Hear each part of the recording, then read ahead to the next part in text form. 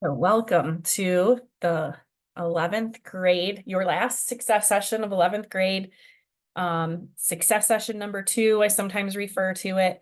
You've had the one in January where we talked about just kind of debriefing the first semester and all of the SAT prep resources, which I hope you took advantage of. I know a lot of people have started taking those this week. So we'll talk a little bit about that, but the main goal today is just kind of to refresh your memory on things. I am sorry, there's some audio issues, and I'm going to pause this for just a second. Great, but it does affect technology, and I think we're dealing with it. So again, we're going to be taking control of our plans and planning for 12th grade. So that's the main topic here, and a lot of it is about registration, just kind of refreshing what you should be thinking about as you're registering, with the hopes of setting up a good, successful 12th grade 2 semesters to leave yourself kind of an easier path for your 13th year. And we'll talk about reminders and stuff like that. So that's the main thing here. So we are less than 4 weeks left in the winter semester, which I don't know if this year has gone by as fast for you guys because you've been doing the work, but it has gone extremely fast for all of us in the office. And so there is still time though to affect your grade. There are sometimes students start to panic at this point, and there might just not be a lot of assignments left, but what is left sometimes at this point in the semester are pretty high point value things like the final exam or final papers. So it's important to keep pushing and keep working hard because it could make the difference in a couple percentage points for your overall grade, which could mean the difference between an A or an A minus or a D minus and an E. So keep pushing. You have 2.5 weeks until finals. And if you don't know where you stand in your classes, it's time to reach out to your instructors. Finals week starts April 29th and goes through May 3rd, and then the semester ends May 3rd.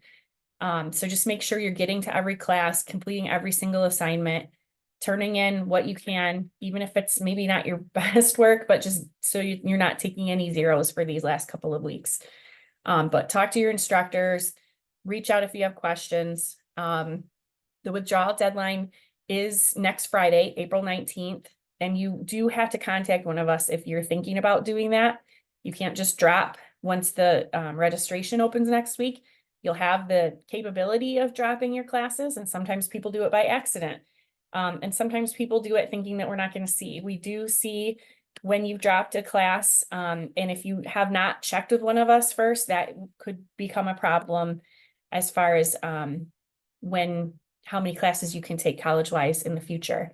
So yes, May 3rd is the end of the college semester. So you're done and free from college and Blue Water Middle College all summer until August. The new semester does start August 19th. So you can kind of put that on the calendar, and you'll see that as you're doing your registration stuff too. So if you are struggling and thinking about withdrawing from a class, reach out to us. We'll talk it through with you. There have been times where I've met with students and they're like, well, I have to withdraw. I have a D and I'm failing. And that is not failing. A D minus or higher is passing. It might not be the grade that you want, but you get that credit towards your total. Usually depending on what degree you're working on, the class needs to be a C or better for it to transfer, for it to count for some degree requirements, but it can count as an elective if you get just even a D minus or higher, and you can kind of work to fix your GPA from there. So if you're in that boat where you're kind of between a C and an E, it might be worth just seeing what you can do over the next couple weeks. But withdrawing is okay. 1 W on your transcript is probably not the end of the world. And if you know that you're not going to pass, sometimes it makes sense to withdraw.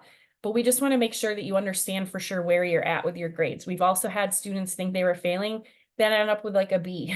And I've even had one end up with an A, that they just weren't seeing the whole big picture. They had one bad assignment or one bad test and kind of panicked without sort of knowing where they stand. So It is costly. It can lead to a delay in earning your degree. Oftentimes once people do a W once and are like, oh, that was sweet. That was a terrible semester, didn't go well, but I dropped it and it didn't impact my GPA. That can be kind of a bad thing to become accustomed to, because once people withdraw once, they're more likely to do it again in the future. So we just want to make sure that you understand the consequences and aren't going to get into like a pattern of withdrawing classes. And so that's mainly what we would talk about in the meeting that we'll have, but also just kind of finding out what happened, help you work through avoiding it in the future, or seeing if there is something that you can do to fix it now. If you get into a pattern of withdrawing a lot of classes, that impacts something called your completion rate, which can impact financial aid eligibility in the future. So again, that's what we would talk about in more detail if you're in the boat of needing to think about this.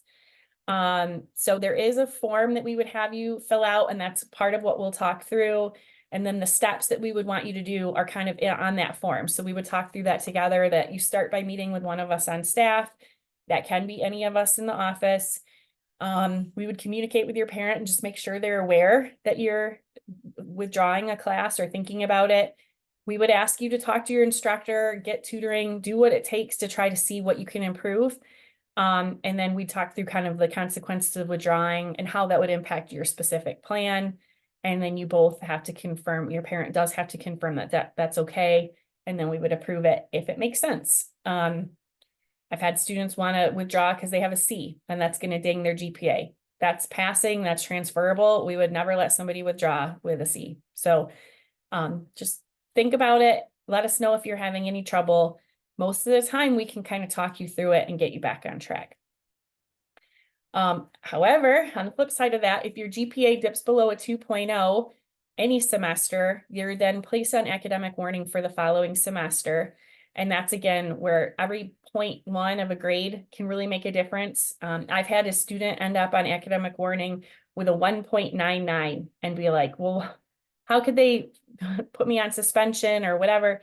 And it's like, well, it's not a 2 point. So they have a cutoff, and they don't round down, they round up. So there are consequences to that if you end up on academic warning. One of the things is that you would be meeting with Mr. Stewart and kind of talking things through with him. If anybody has had that already, hopefully they've realized that he's a really nice person that's just trying to help you get back on track and figure out what the issues are, whether it's that you didn't understand the content, kind of connecting you with tutors, or is it an organizational thing? He's had a lot of students, not a lot, but a number of his warning students end up on warning because they missed an email that said, hey, go ahead and retake that test. I saw that didn't go well. Or they asked an instructor something, the instructor answered, they didn't see the response soon enough and then missed kind of a deadline. So making sure that you're on top of stuff sometimes is the biggest piece.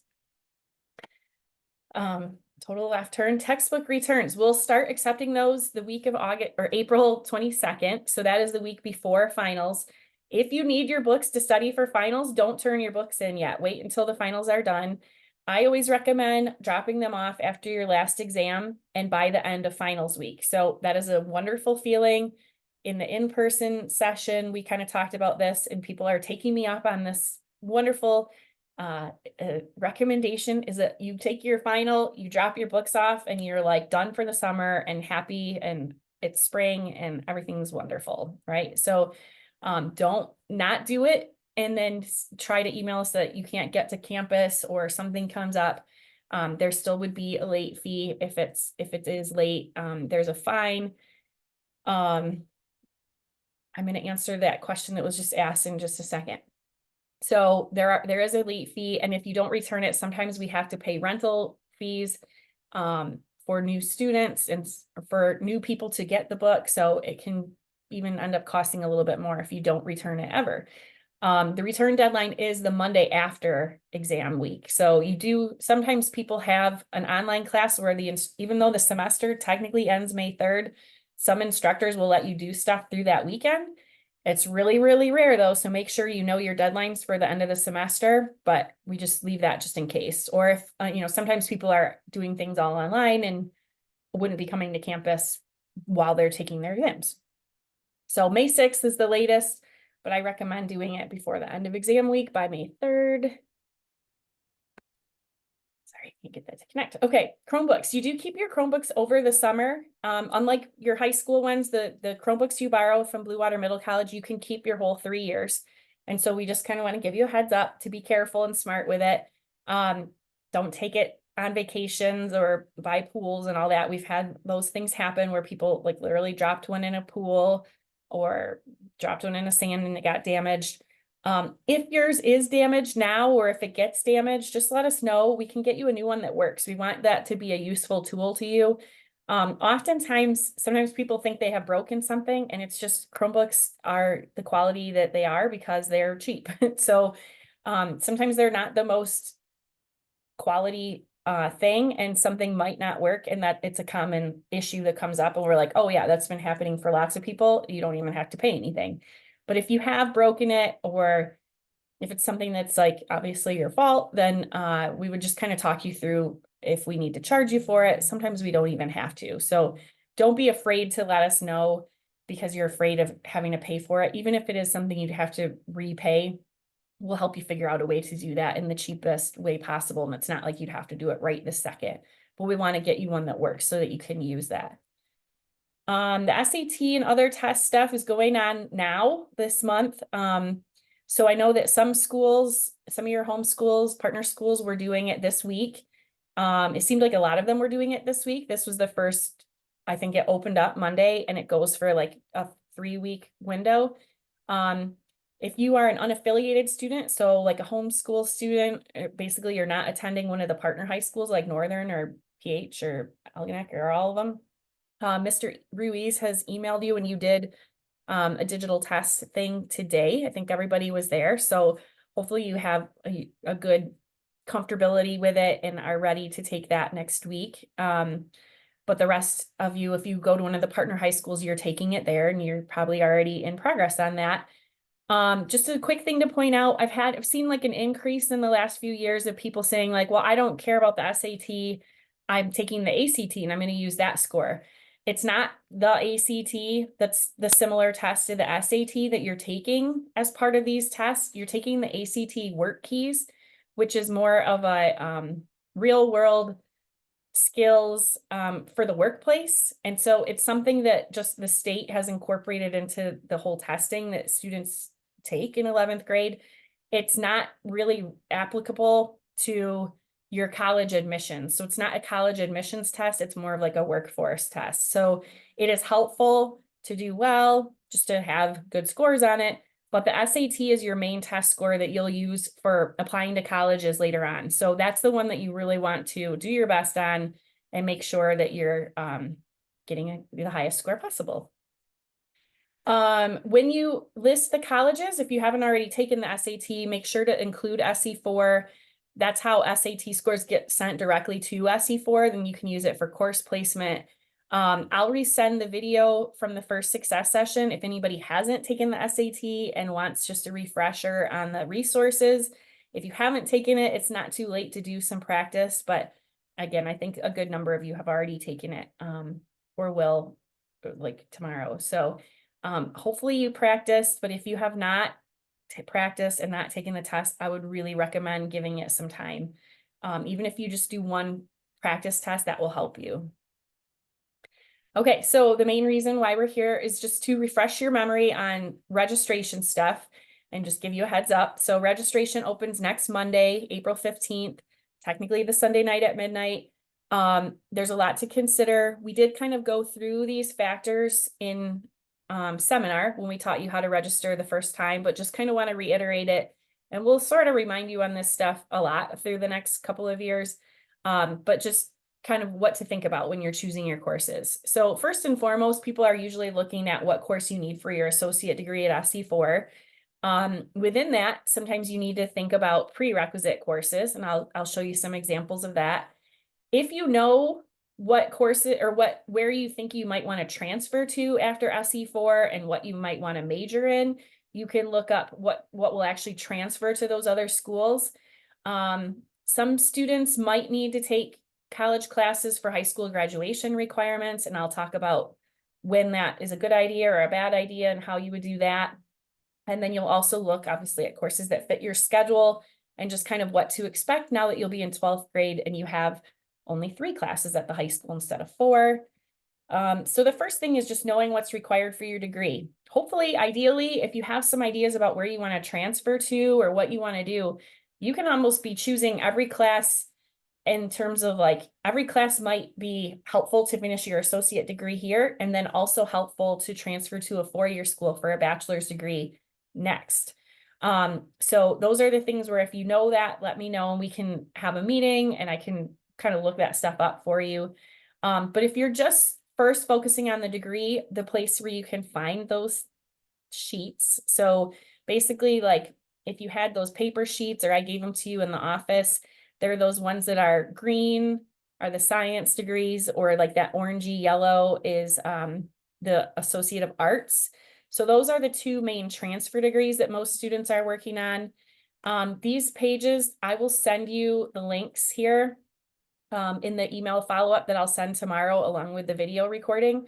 But the main things that you'll be looking at, the planning and scheduling page is where all of those documents are. So if you are doing the Associate of Arts, Associate of Science, those are the 2 that most people are doing. You would just click here and it brings up the PDF of that. I'm not going to go through how to choose your classes here because we did kind of already talk about that and it's so specific to each person's plan. But if you just kind of are looking for some ideas or you need a little refresher, Mrs. Barr made these awesome videos that you can click on. So if you are doing an arts degree, you would watch the overview of arts, overview of science. If you're doing that one, every other degree would be under the applied degrees. So the applied degrees are basically those other ones. If you're not doing arts or science, everything else kind of falls under that. So the business transfer is a transfer degree, but it has that specific list of classes. So that link is also, I'll be sending that, but basically all these other degrees are here. But the applied degrees, that video kind of explains how to go through that. But this list, you can kind of click on. Criminal justice is here. That's a common one people are doing.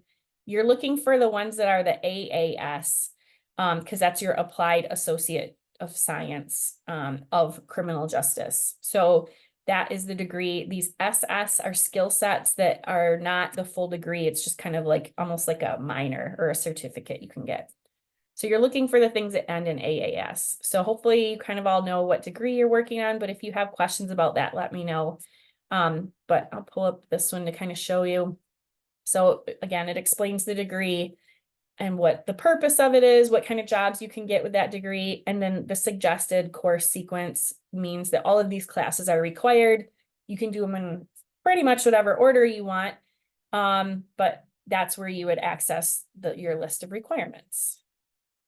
Also on this page, there's a little thing explaining the Michigan transfer agreement. So I would recommend if you know you're transferring on to a 4-year school and you're doing one of the arts or science degrees, the MTA is built in to the associate degree.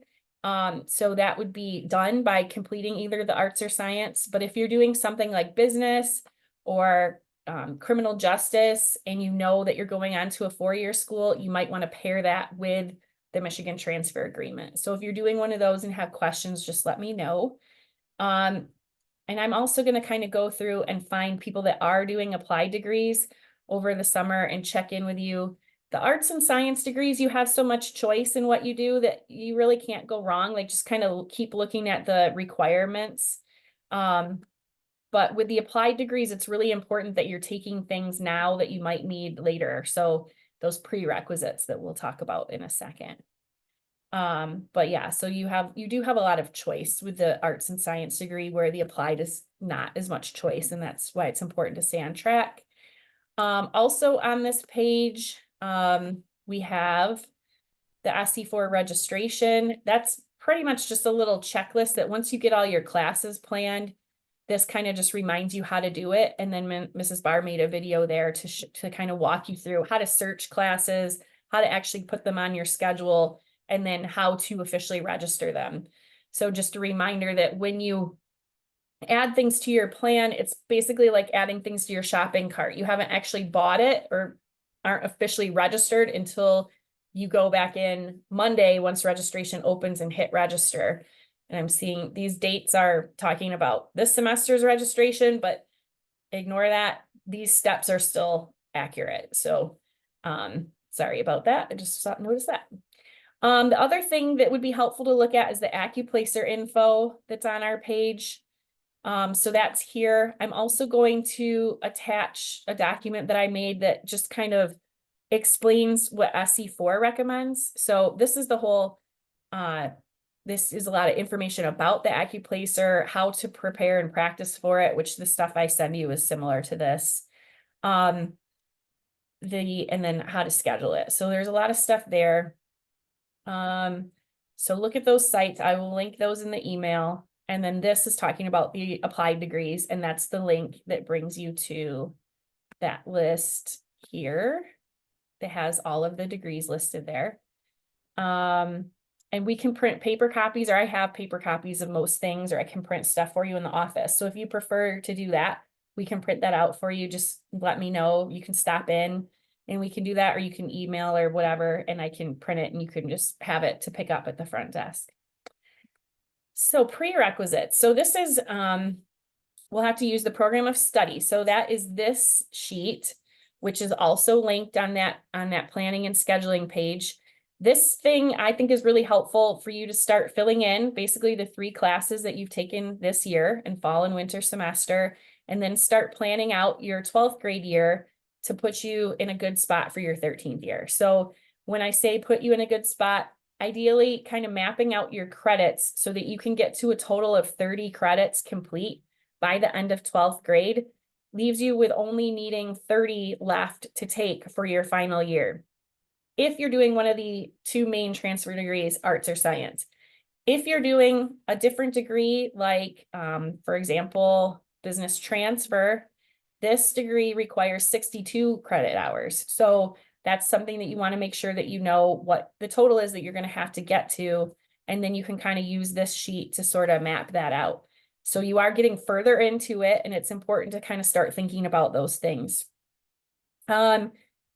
Prerequisites are important to think about because there's a lot of classes where you need to take a certain class before you can take that class. So an example would be, you can't just register for English 102, you have to take English 100 or 101 first.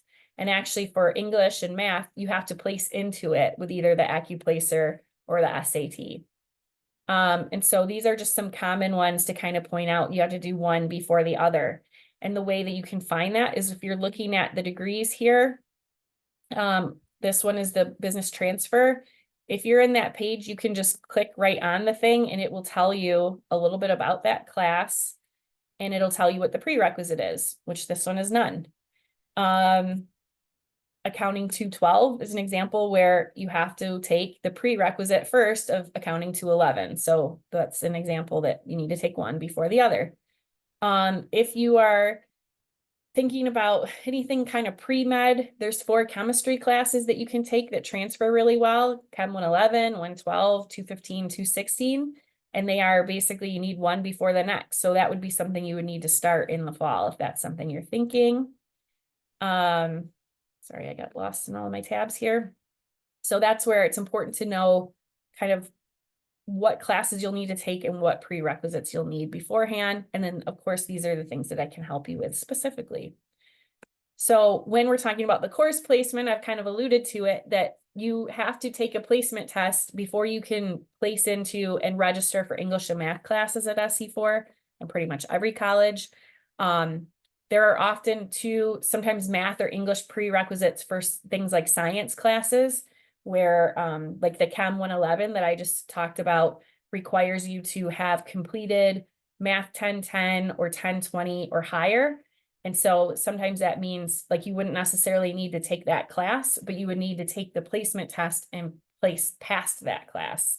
So if you have questions about placement, again, that's something I can help with, but you can get placement either with your AccuPlacer scores or the SAT. You're taking the SAT right now, but you're not going to get those scores until probably June. And the best way to get them immediately to SC4 is to make sure you include them as one of your colleges. But so that's going to be a couple months into registration being open. So if you are waiting for the SAT and thinking, I want to take English 101 or whatever, I would still register 3 classes and just wait for your SAT scores. And then when you place into English 101, ideally, you can reshuffle your schedule then, but don't wait for it and not register until June, because you don't want to do that and have things fill up on you. I just said that basically. So if you want to take a math or English class this fall and you want to register for that right away, you would have to take the AccuPlacer before you can do that. And you can take the AccuPlacer even this week if you want. The information on the AccuPlacer is also at this link. Let me look at that. So that is our page with information about the AccuPlacer, but there's also information at the SC4 page, sc4.edu/testing. And this is where you can actually register for the AccuPlacer. So you would just click schedule a test and it pops up with basically the way to do it. You're choosing your test, which is you're taking the AccuPlacer. If you have already taken it, then you would select retake, but probably most people have not, and you would say that you're taking it for the first time. It is free for your first try, but if you are retaking it, it's a $10 fee to retake. When you take it, you can take both the English and math together, or you can just take one at a time. I think it's fine just to take both together rather than having to pay for a retake. And they say to set aside basically like an hour to take both. And that's usually enough time to do that and take your time and not feel rushed. Choosing a date, you click here on the calendar and you can see when they're like bold blue, that's when tests are available. So even tomorrow, there's all these time options that you could take that. So you can get an appointment pretty short notice, but go ahead and you would just kind of schedule a time, a day and a time, and then you're going to put your info in and just kind of follow the prompts from there. So that's pretty easy, but if you have questions, I can help you do that. And this also has pretty much the same information about the resources to study for it. Basically, anything you've done to study for the SAT is also helping you study for the AccuPlacer. Math classes. So I know, like, we bring this up with the idea that you would need to take the placement test to take math or English, but most people don't need to jump into math just yet, especially if you are just in Algebra 2 right now. I would recommend sticking at your high school for your 4th credit. If you're going into something math related, like engineering or like computer science or something like that, where you're going to need a lot of math or much higher level math, you could potentially start that now. And that would be where you'd want to take the AccuPlacer and see where you place. If you're not placing into the math that you want, you can retake the AccuPlacer or you can wait for your SAT scores, but that might also be a signal that you're not ready for the math just yet. So doing one more year at the high school really will get you a lot more knowledge and foundation before you jump into the math at the college. Also a reminder, you will need a math class or math related course in your final year, which is your 13th year. And basically when your counselors, you've probably been doing scheduling right now for next year. Your counselors might be referring to it as senior math, but it's actually a requirement from the state that you take something math related in your final year of high school. And we've talked about this a few times, but I will probably remind you every single time we talk about registration, because every year there are people in their 13th year who this comes as a complete surprise and shock to. So just if you want to take the least amount of math possible, I would say take your 4 credits at the high school and then save your math requirement for your SC4 degree for your 13th year.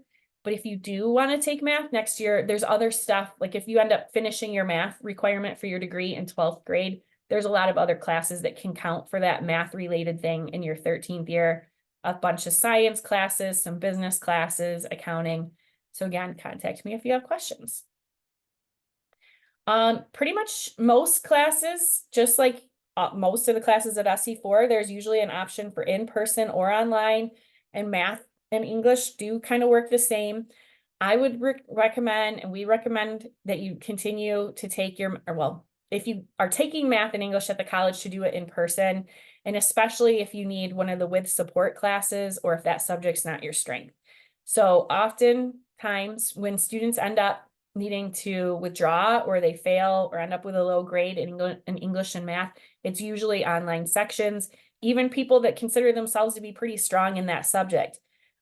It's just completely different, where you don't have an instructor at your disposal to ask a question right then and there when something pops up. So in person is definitely the way to go. I do think, even if it is a strength of yours, but definitely if it's not. So that's kind of the degree and the prerequisite stuff. I'm going to just take a quick moment to look at the questions.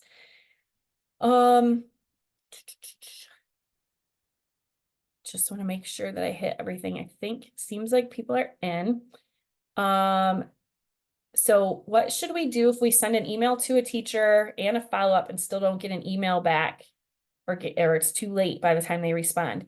So I would say, if you run into this in any class, let us know. And we can kind of elevate that to the department chair, because they should be answering you. And sometimes I'll have you come in or send me like a screenshot or forward me the email that you sent the instructor. Oftentimes when people have this happen, they just had a little typo in the email. So hopefully that's not it. The other thing too, I would recommend is going and looking at the syllabus, whether you got that like on paper, or if you're on an online class and it's virtual on your Canvas. Check and make sure that's how they want to be contacted. Sometimes they say, don't email me, message me right in Canvas, or sometimes they say, call me. So you want to just make sure that you're reaching out the way that they want. But if you have reached out the way that they want and they're not answering, definitely let us know. We can escalate that a little bit at SC4. Oftentimes I've had some people ask of like, well, I've emailed my instructor and they haven't answered me. And I'm like, oh, you're online, that stinks, or whatever. They're like, no, I'm in person. I'm like, okay, you might just have to talk to them too. So if you're in an in-person class, I would recommend go up to the board or go up to the teacher after class and say, hey, I sent you an email. Did you get that? What's going on? And just ask your question right there. But I'm assuming you're probably in an online class and that's why you've asked that. So another question is, do we have access to Google Classroom to find the form that we already have partially filled out? I think you probably mean like the degree worksheet and stuff like that in the program of study. And I can find that for you if you want. I would say, person that asked me that, if you just shoot me an email, I can see if I can find that, but I don't think you still have access to Google Classroom. When you're choosing a class, which term do we pick? So that would be, you're registering for fall 2024 for right now.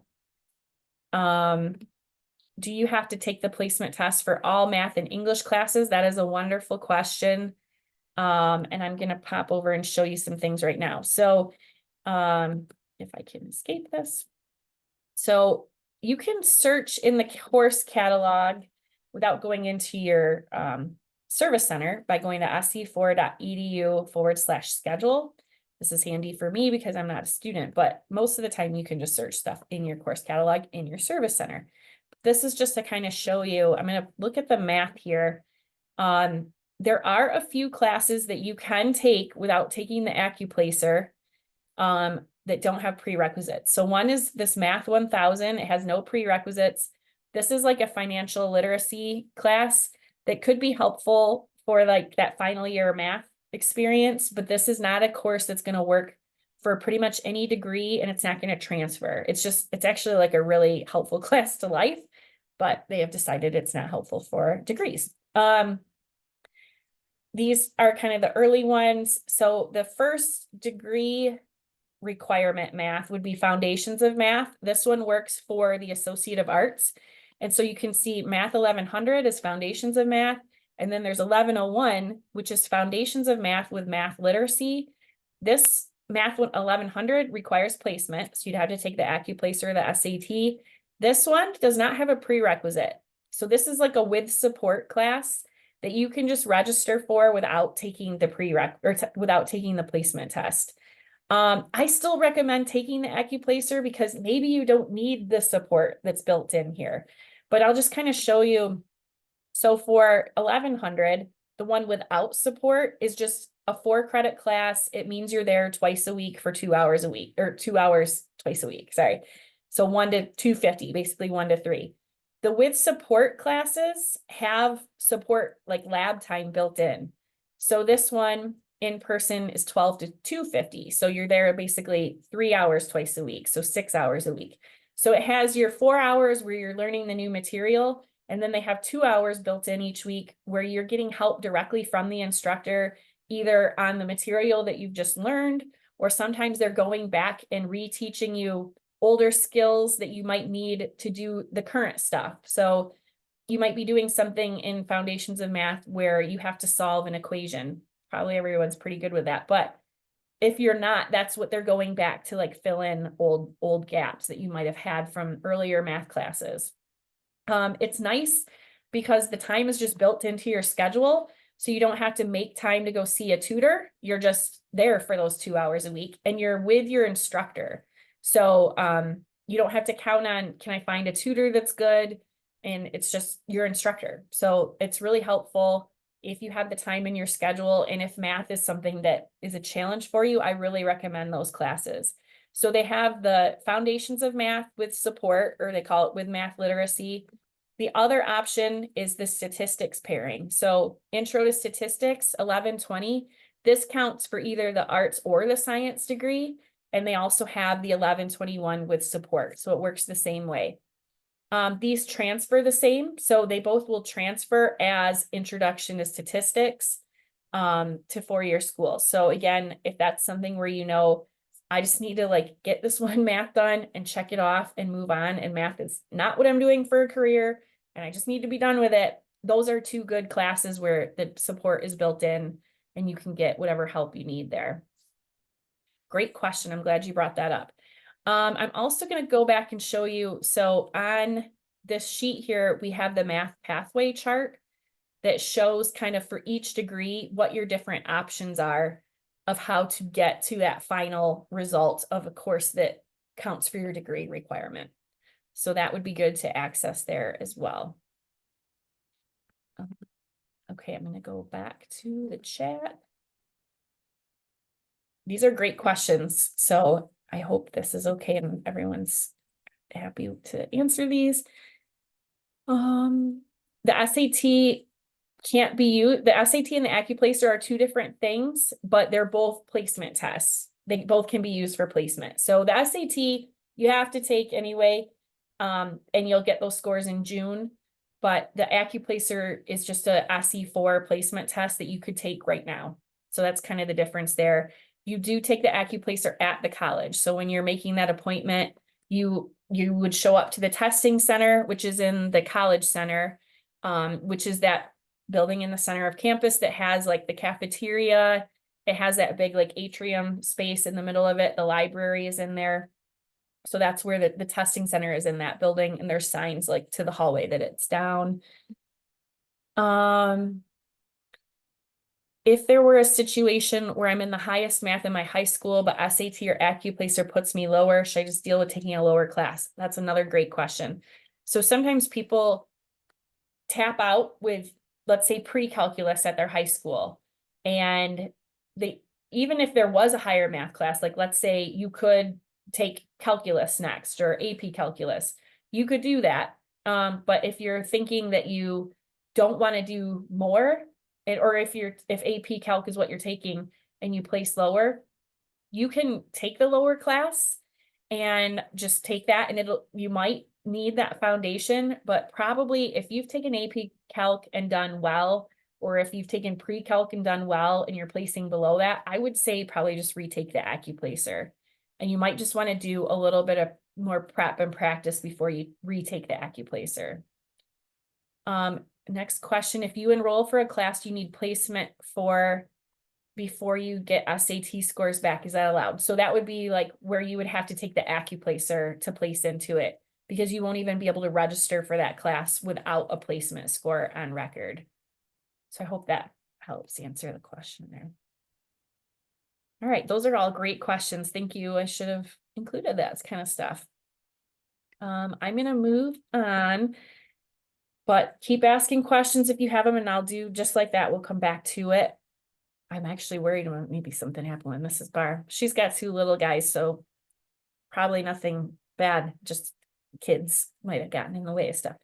So the other thing you can look at is how like courses that can transfer to other schools. So you can do a little bit of this research on your own, or we can talk about it and we can set up a meeting. But basically, if you have even a loose idea of what you want to do for a career, what kind of education you need, what bachelor's degree you would want or what you want to major in, and then maybe some college ideas of where you want to go to, we can look up what can transfer.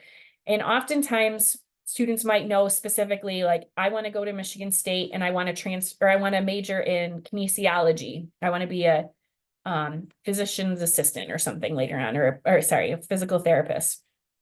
So if you know something that specific, we can look up exactly what Michigan State requires for that bachelor's degree. And then there's some websites online where I can look up basically, okay, if they're requiring, they call it CEM 141, there's a tool online that helps me know that that's Chem 111 at SC4. So we can look and see everything that you could take at SC4 that has an equivalent, or that is an equivalent to a degree, a class at the 4-year school. Another thing too is sometimes I have students say, like, I'm not really sure exactly where I want to go or what I want to do, but I know I want to major in, let's say, like mechanical engineering. I can look up a few schools and kind of make a little chart that shows, like, this is what would transfer here, this is what would transfer here. And some schools already have these things called transfer guides, and I'll show you an example of that in a second, where even if you don't know where you want to go, we can look up a few schools and what they require, and you'll see that most of them require the same stuff, or the things that transfer are similar. And that's where you can kind of start, so that the classes you're taking could potentially be helpful for what you want to do for a bachelor's degree, even if you don't exactly know for sure that that's what you want to do or where you want to transfer to. And we can kind of do something similar too if you're thinking about going out of state. So all of the transfer tools that are available online, I think the next page talks about where to find this stuff. Yeah, so basically you can look on the college websites. This michigantransfer.org is where I kind of look at class by class how things transfer. Transfer guides I'll show you. But basically there's these tools out online, but they're mainly just helpful to transfer to Michigan schools or colleges in Michigan. If you're going out of state, they just don't have a database that shows like every single community college to every single college, what will transfer. But we kind of have seen that the things that transfer to the in-state schools transfer pretty much the same to out-of-state schools. So we can still kind of come up with a list of ideas. And where that's helpful, and actually let me just pop over and we'll look at an example of one. So I kind of just showed you basically how I start my transfer research is Google. So GVSU transfer guide, you can put that in and this is what pops up, and you can say like, okay, well, I don't see transfer guide. They happen to call them transfer plans. So you just kind of have to maybe click through things, but the best ones, Grand Valley is a good one. Oakland is a good school that does this. Wayne State has good transfer guides where you just select what school you're coming from, which in this case, you're coming from St. Clair County Community College, and then you select the program. So you can see pretty much most of the majors are listed here. So what's a good example of, let's do the engineering. So they don't have it specified like which engineering, but typically there are, different types of engineering. So when we select that, it gives us a little bit of information about the transfer, but you scroll down and it starts to tell you everything that you can take at SC4 that transfers for that bachelor's degree there. So it kind of maps it out for you and just tells you the classes. It doesn't necessarily tell you what it transfers as, but you can see it's a lot of math. Like math 114 is now 1140 at SC4. That's calculus 1, chem 111. So you can kind of start to see that if you were doing the science degree, it would any two science classes would check that off, right? Like you could take earth science, Geo 101, you could take physical science, you could take astronomy, and those will check off the science requirements for the degree. But if you have some ideas about where you want to go, then you can know, I need Chem 111 and physics. So those could be your two science classes, and you're not taking things that don't work for both things, if that makes sense. Now, on the flip side, sometimes people get into their 13th year and that's when they kind of figure out what they want to do. And then they're like, oh, God, I wish I hadn't taken earth science in 11th grade or 12th grade, knowing that I needed this physics later on. I wish I had saved my science requirements for that.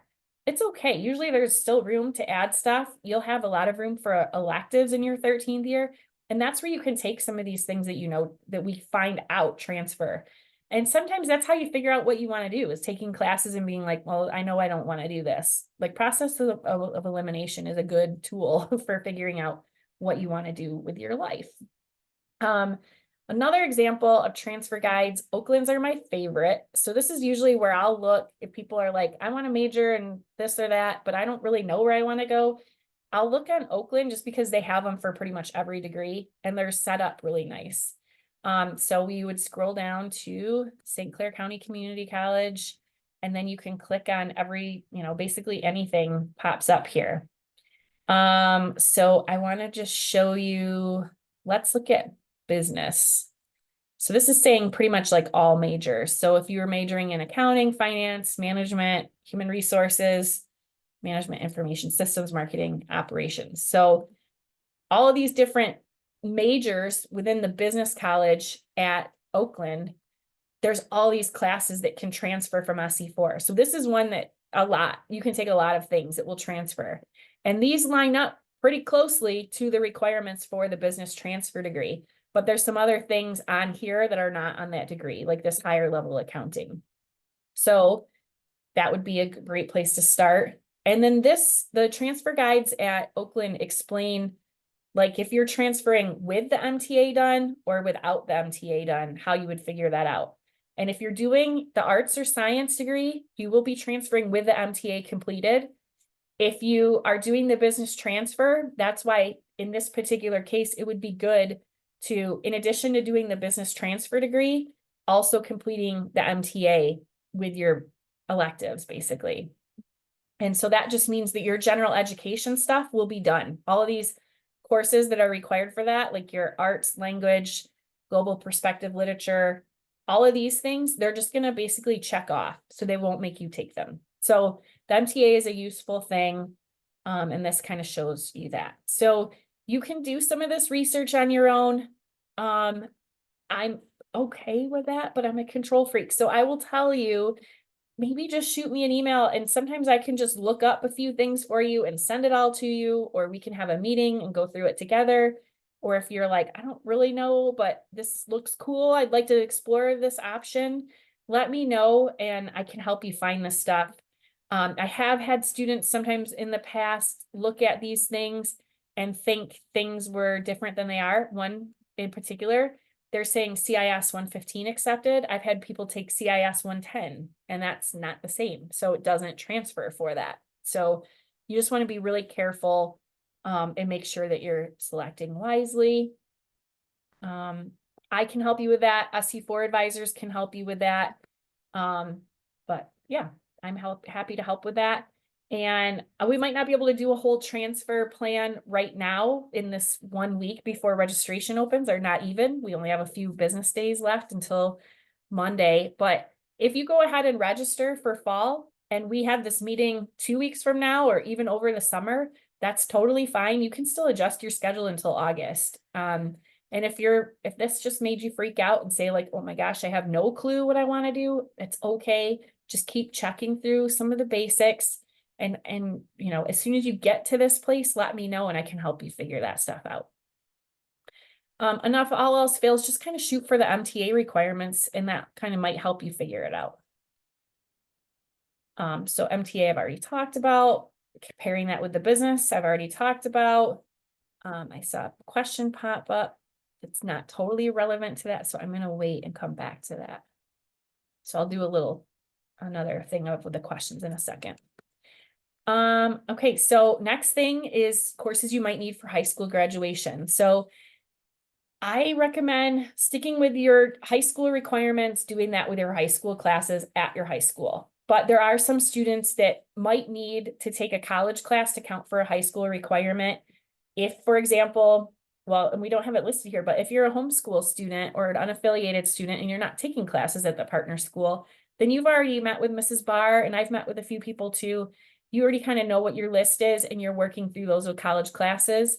Another example would be students that are in tech, that basically you're at the point where you're taking one high school class right now at your high school, but next year you're going to have 0. So basically everything you have left, you have to take with college classes. Sometimes people have left room in their schedule for band or to continue taking Spanish or other electives that they've been interested in.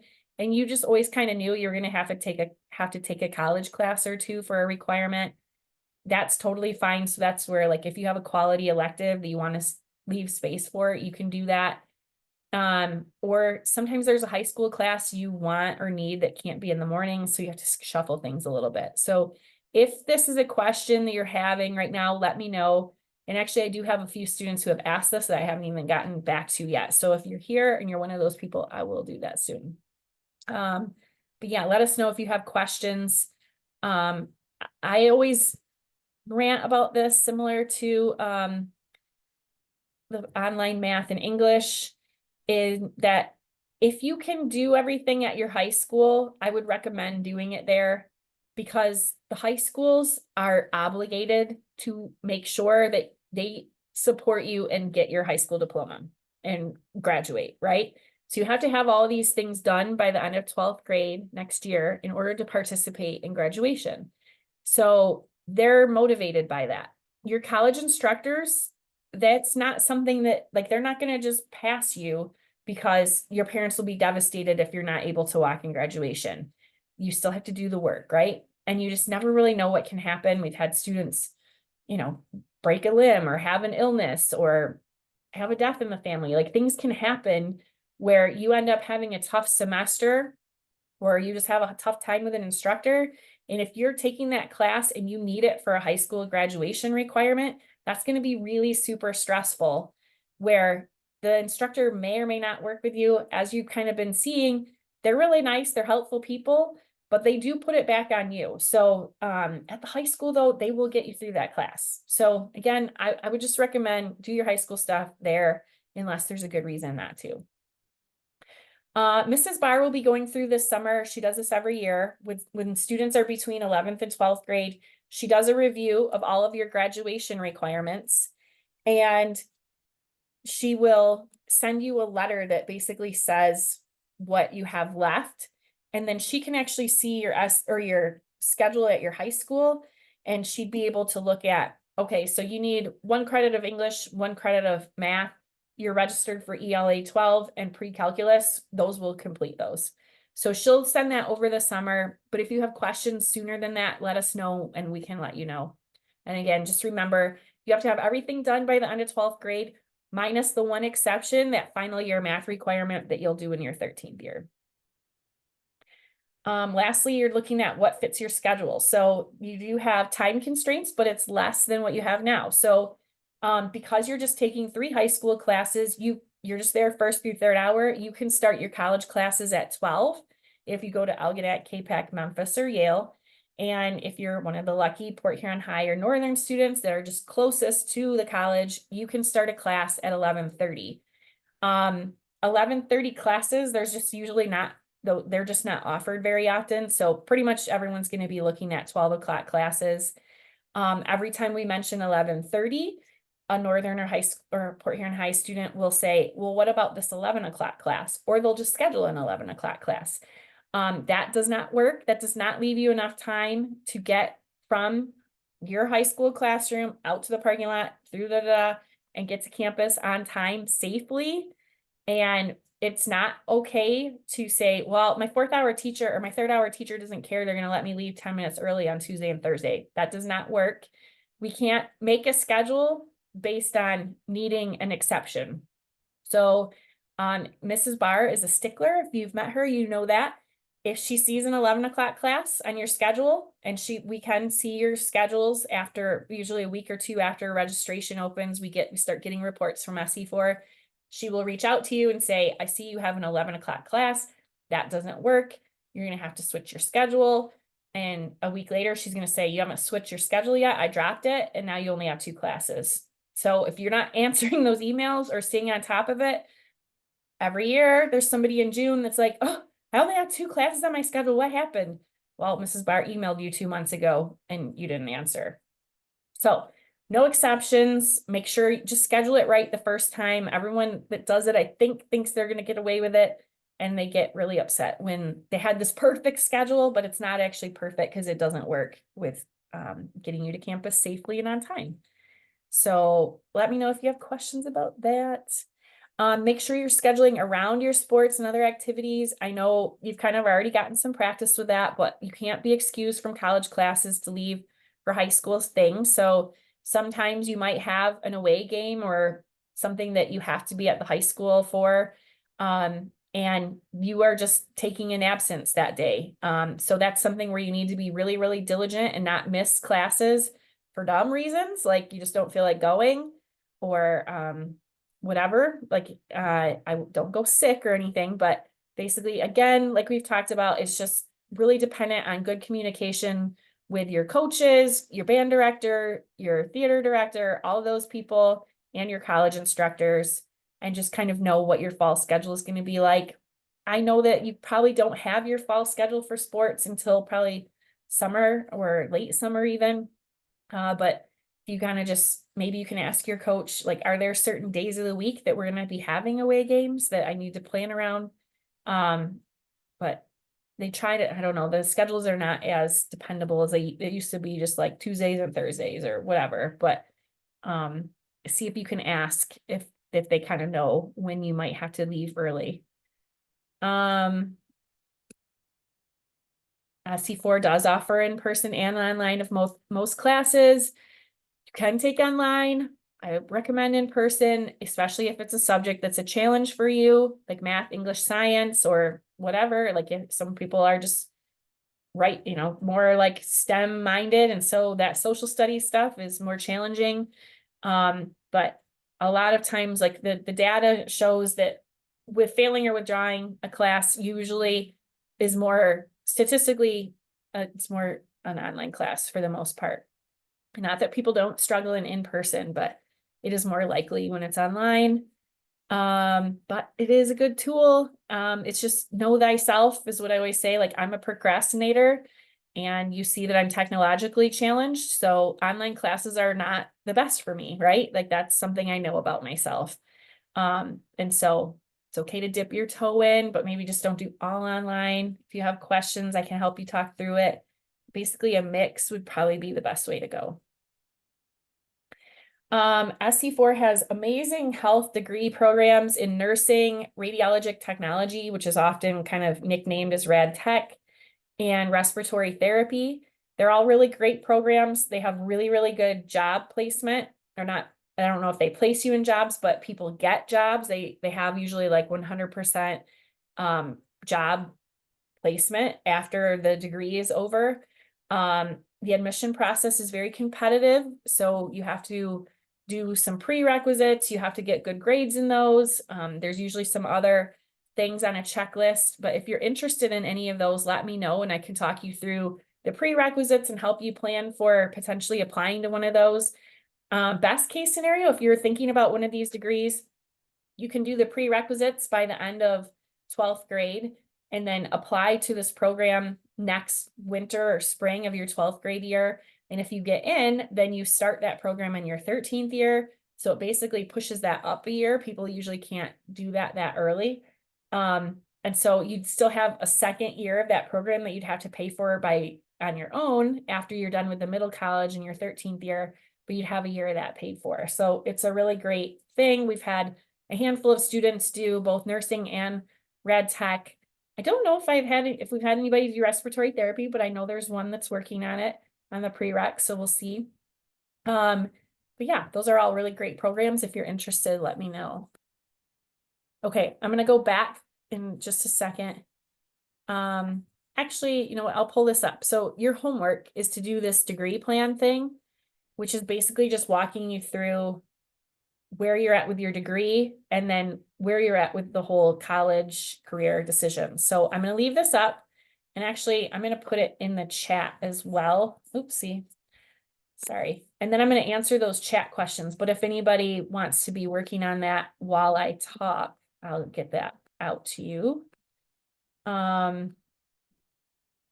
you can pull that up. I will again also I'll be emailing this as well, a nicer, like cleaner version of that, but that'll get you to that. Okay, so we're gonna look at the chat. So oh geez, sorry, I went all the way up to the top.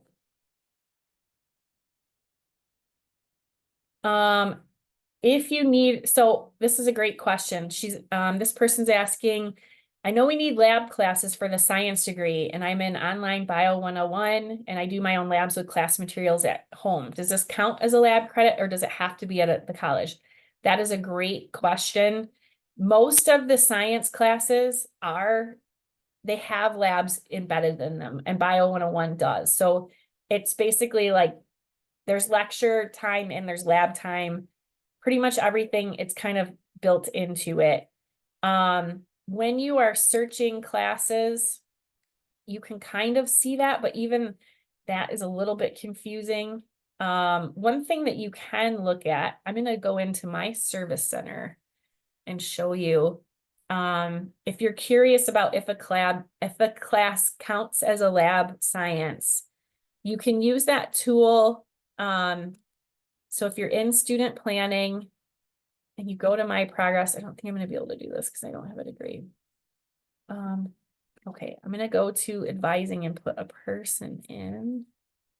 I'm going to look at maybe Mrs. Barr.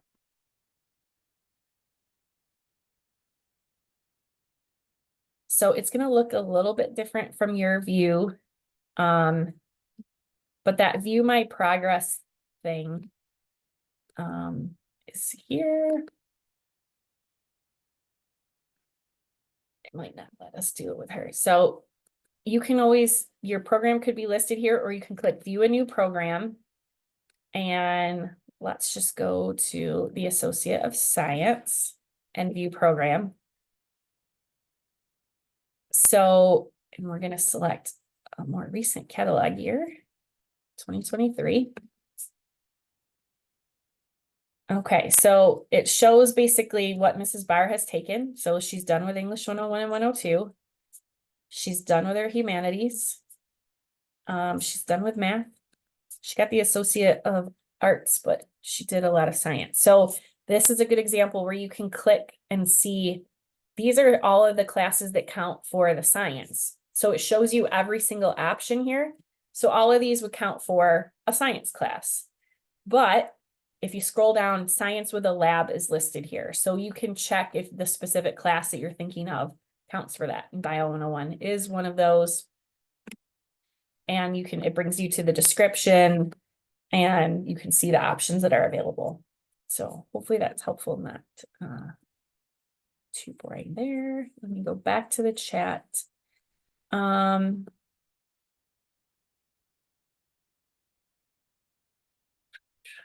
your high school student ID count as the required photo ID when taking the AccuPlacer?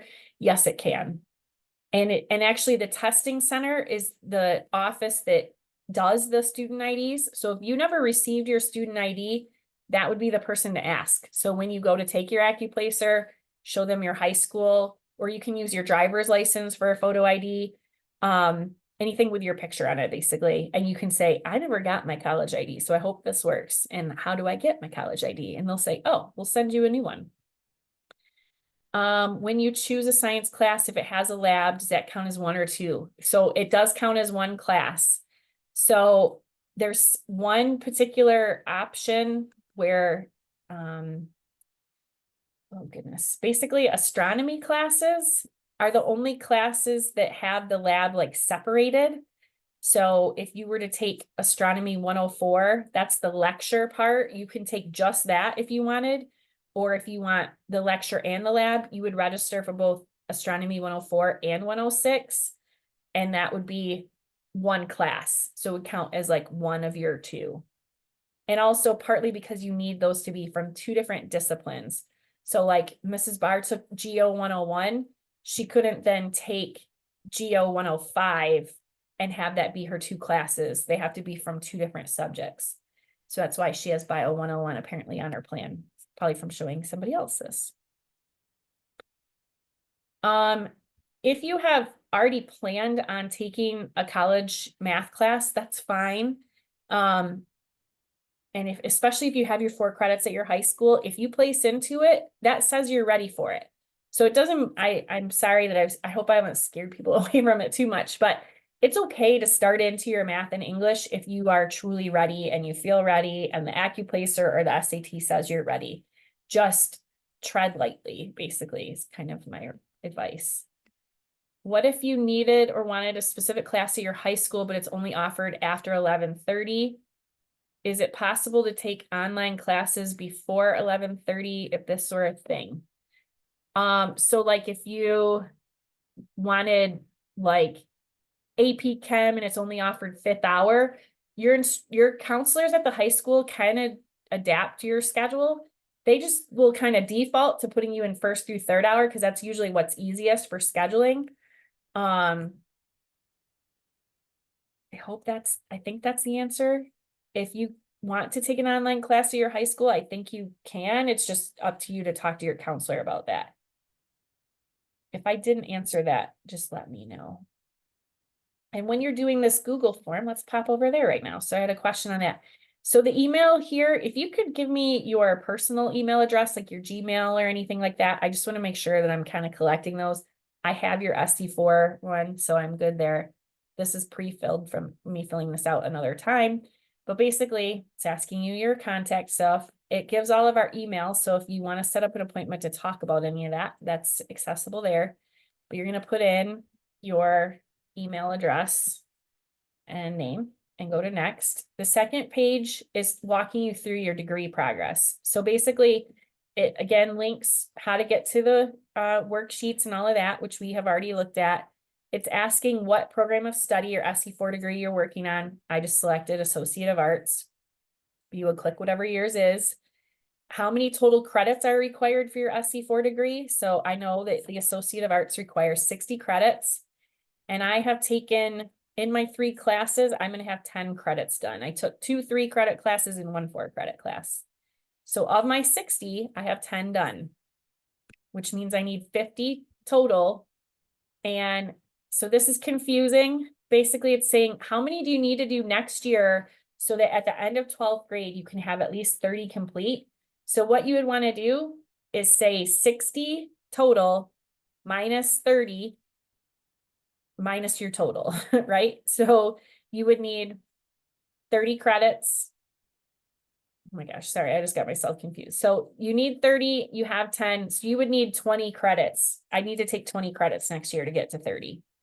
Geez Louise, sorry. I used to be a math teacher. That's embarrassing. And what is the required math for your program of study? So you would say it's math 1100 or higher, or whatever your degree requires. And I have already taken it, or no, probably most people would say I have not yet taken that. Have you taken English 101 or 102 yet? So you might say I've done English 101, but that's it, or I haven't taken either, or I've taken both, C or higher, those are done. And hit next. The last page is walking you through your career stuff. This is similar to the EDP stuff we have you do in the fall, but it's just, once again, we're asking you to tell us what you want to do for a career. I would like to be a therapist. And I know I'm going to need a master's degree in the end. So just a refresher, basically right now you're working on an associate degree. You would then take classes for your bachelor's degree. After you get a bachelor's degree is when you go into your master's, if you need to keep going like that. For a career in a bachelor's, probably a degree in psychology or counseling is what I would get my bachelor's degree in. And I have a bunch of schools I'm thinking about: MSU, Go Green, Grand Valley, Central, Michigan, those are where the places I'm thinking, and you hit submit. So it's really easy. If you're thoughtful about it, it will take you no more than 5 minutes. So, seminar did not give you college credits. Great question. So your classes are just your 3 college classes. Okay. So that's your homework. Please do that by like next Friday, basically, April 19th. Basically just that's so that you can get all of that reviewed, kind of know where you stand, and get registered by the end of the first week. Registration is open, but it's totally fine if you don't register until the following week. If you're trying to figure it out, that's fine. It doesn't hurt to register a backup plan. You can always change stuff. But ask for help if you need it. When I send you the email follow-up tomorrow, I will include a link to just make this appointment directly with me. But you can email any of us to make an appointment. This is all of our info. And just don't forget, registration opens next Monday, April 15th. The withdraw deadline is next Friday, April 19th. Finals are April 29th through May 3rd. The semester ends May 3rd, and your books are due May 6th, but you should turn them in after your last final. So that is all of the information from me. I'm going to stop recording.